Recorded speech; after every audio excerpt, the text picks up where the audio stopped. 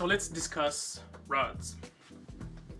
So there are 4 things you need to consider when buying a rod, and they're the size of it, how long that rod should be, the type of material it needs to be, the type of power, and the type of action.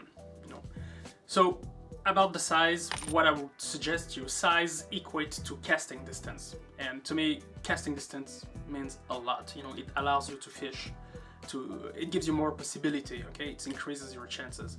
So I therefore recommend you to get the longest rod that you can handle, that you can manage, okay?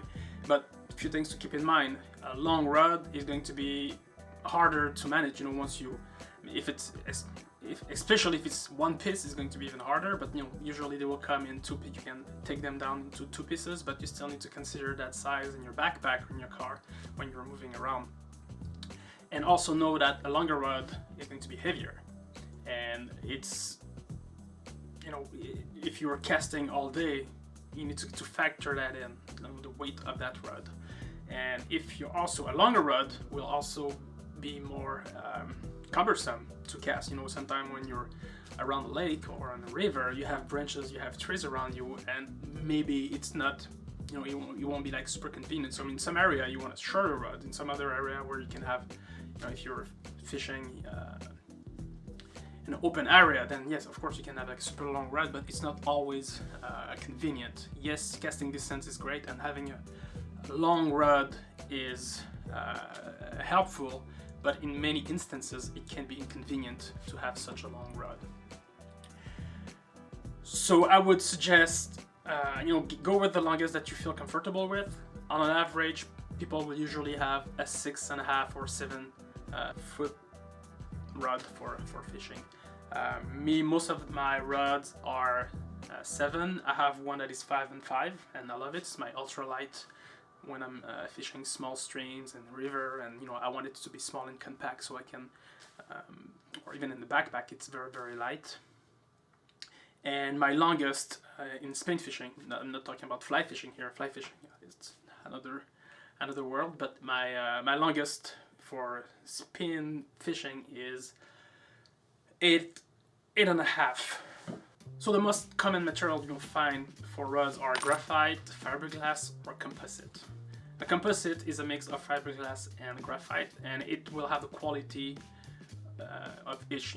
Like composite have the durability of fiberglass and some of the sensitivity of graphite, but it will not beat one or the other. So it's a good compromise. Fiberglass are the most durable, but they're also not super sensitive, so you will not be connected to what's happening in the lure. And the graphite are the most sensitive of all the rods, but they're also very brittle. So using a graphite rod will make you, real connected to what's happening in the water, and you have that, all the small vibration will come through that rod really well. Fiberglass is the cheapest, graphite are most expensive, and the composite are a mix of the two. So it's for you to decide. If you're on a budget, you can go fiberglass, it's fine, you still catch fish. It's, and later on, again, it's not, you're buying one rod to start, but you're more likely to have more than just one rod down the road. So your first rod could easily be fiberglass. You can get a composite, you have a better, in my opinion, a better product, or you can go straight to graphite, but know that it might not be, graphite being more brittle, accident could happen, okay? Let's talk about power and action. This confused a lot of angler, and I've been confused a lot, and maybe I'm still confused on it, but here what I understand in the concept of action and the concept of power for fishing rods. So let me use my ice fishing rod here just for demonstration purpose. So the power refers to the stiffness of the entire rod, okay? You have light power, or even ultralight, and you have heavy power rod, or medium heavy, or medium. So what I would suggest you is to go with medium, and the reason for that is usually lighter rod are reserved to smaller fish, and heavier rod are for heavier fish. if you get a medium, you can cover a good range, you know, especially if you're not sure what type of fish are in the lakes or the river around your area. If you're not sure the type of fish you're gonna get, you are going to be exploring with that rod, and then later you can come back to the fishing shop and decide that, oh, you want this rod and this rod because you want to specialize in some sort of fishing. And so, for example, that's what I've done. So when I started, I had medium rods, and when I started discovering, you know, trouts and small strings and things like that, I decided to build kit specifically for a specific purpose. So here, this is baitcaster rod, by the way, but it still illustrates my point, where I discovered an area which lots of pikes, and I wanted to have a kit specific for big fish, you know, like pike and muskies and large walleye, and I built myself a heavy setup here, medium heavy setup with this rod. And when I decide to go trout fishing in small lake and stream, you know, in sometime dense area, I have here, this is a 5-foot long rod, which is ultralight, also, you know, for fighting tiny small fishes, and lots of fun to fish with this little rod. So if you start medium, you will be able to do, you know, one or the other, and as you fish more and more, you want to specialize your gear as you're getting experience. That's for power. Now for action, the type of action. So this one is a fast action rod, and what that means is, it means the bending where, you know, if you apply pressure, it's mostly the tip of the rod that will bend, and the rest of the rod is going to stay straight. Okay.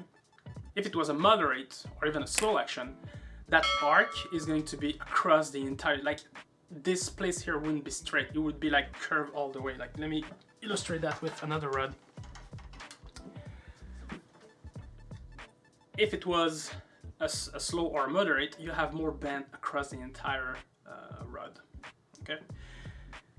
And here the thinking of, you want slow or moderate action when you're fishing for smaller fish, you know, for trouts or panfish or things like that, even some walleye. And the heavier the fish, the faster the action you want. And the reason for that is fast action gives a very sharp hook setting, you know, very strong, and smaller fish will not handle that, you know, that strength of a hook setting. Therefore, you want a rod that's going to help you alleviate the, you know, when you're hooking a fish, you're super excited and you're pulling out really hard. That bend will save the fish a little, like, you know, it will be less brutal on smaller fish, so you're less likely to actually tear their mouth as you're setting the hook. This is what the action types refers to. And again, here I would suggest you to go with a medium, or it's called moderate. Medium, moderate, yeah, both words. Moderate action. So medium power, moderate action. Okay. The last thing also, I think I almost forgot, which is very important. So the very first thing that you need to do when you're in a store and you're looking for a fishing rod is to make sure that you're looking at a spinning rod and not a baitcaster rod. It could be confusing. So the spinning rod has a larger eyelet, while the baitcaster usually have a smaller eyelet. You can see this is a baitcaster, this here is a spinning rod. Okay, so make sure that you're getting the right rod for the reel that you're buying. Another thing you also need to look for is written on the rod. Usually you will have the type of line that you need to get, you know, how the power, the pound test of the line. Usually it's going to be written here. So I don't know how visible this is going to be, but usually you will find the power rating, the pound test rating of the line required for this specific rod. And this is important because you do not want to have a line that is way stronger than the actual rod, because what's going to happen is the rod will break before the line. And I'd rather break my line, lose my lure at the end, than breaking the rods. You know, if your rod breaks, your day is over, you're going home. If I lose my some of the line, I cut the line. The line breaks. I lost my lure. It's okay. I'll just pull more line.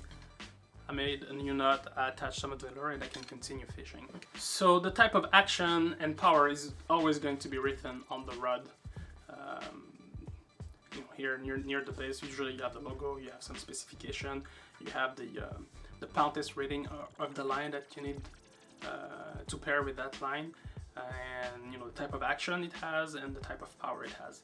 You also have the length written up there, and oh yeah, very important. Also the weight of the lure that you can use for that rod to be efficient.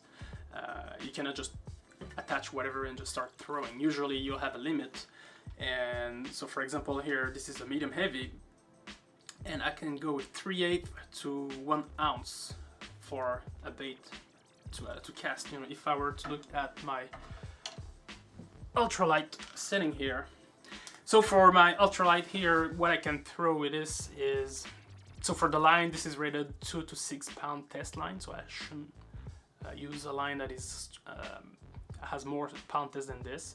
And for the lures, the weight of the lure or the bait, it's 1/32 to 3/16 of an ounce. Okay, so that's